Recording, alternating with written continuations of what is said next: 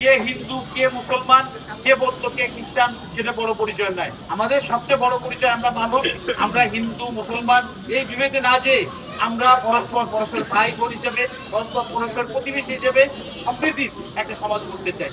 এখানে কারো প্রতি যাতে কোনো ন্যূনতম কোনো অবিচার না করা হয়, কারো প্রতি যাতে কোনো অত্যাচার না করা হয়, সেদিক খেয়াল করে আমরা সবাই ঐক্যবদ্ধভাবে একটি সমাজ করতে চাই।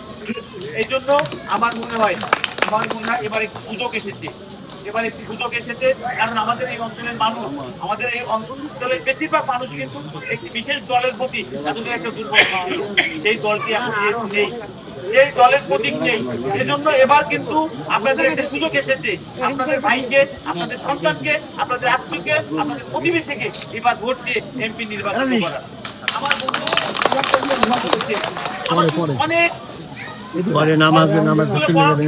আমাদের অনেক সহপাঠী ছিল। আমরা কিন্তু আমার কাছের পক্ষে ছিল কে জানেন? প্রশান্ত, সুমি, যারা আমাদের এই এলাকায় বাড়ি। তারা আমি মুসলমানের ছেলে হয়েও আমরা কিন্তু তৎপরতা ছিল সবসময় হিন্দু সম্প্রদায়ের মানুষের সঙ্গে।